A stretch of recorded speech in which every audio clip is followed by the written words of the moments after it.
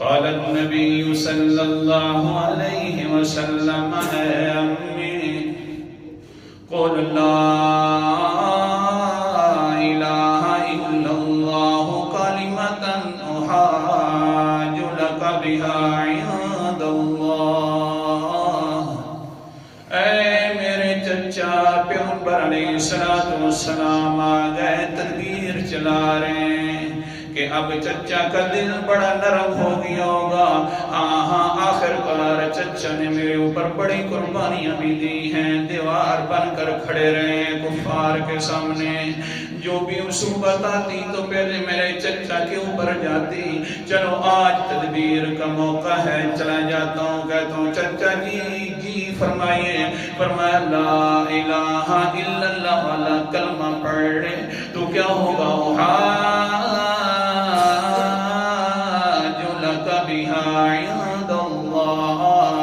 اللہ تعالیٰ کے سامنے میں جا کر کہہ دوں گا اللہ جی میرے سامنے کلمہ پڑھا ہے، دوسروں کے گواہ تو کوئی اور گواہ ہوں گے، چچا میں تیرے کلمے کا میں گواہ ہوں گا نا، پڑھنے کلمہ۔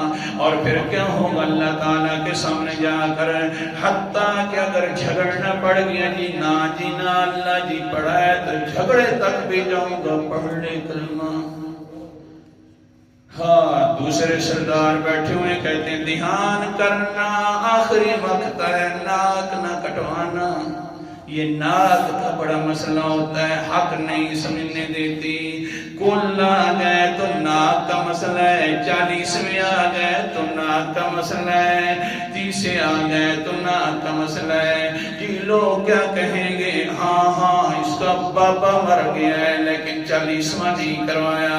مسئلہ تو سچا ہے کہ 40واں کوئی نہیں شریعت کے اندر، لیکن کیا کریں رسمیں پوری کرنی پڑتی ہیں تاکہ ناک نہ کٹ جائے۔ ہاں یہ ابو طالب ہے، وہ کہتا ہے کہیں میری برادری کا ناک نہ کٹ جائے اور ساتھ میرا نہ کٹ جائے۔ کہنے لگے انا علی دین عبد المطلب، نانا میں عبد المطلب کے دین پر ہوں، تیرے دین والا کلمہ لا الہ الا اللہ والا نہیں پڑھتا۔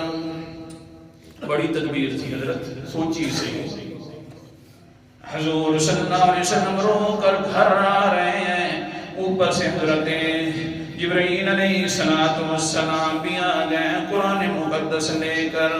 فنزلت هذه الآیہ، بخاری شریف کی حدیث ہے۔ اللہ تعالیٰ فرماتے ہیں سورت کا نام سورت قصص ہے، 20واں پارہ ہے، 56 نمبر آیت ہے۔ اللہ فرماتے ہیں انک لا تہدی من احببت ولکن اللہ یہدی من یشاء۔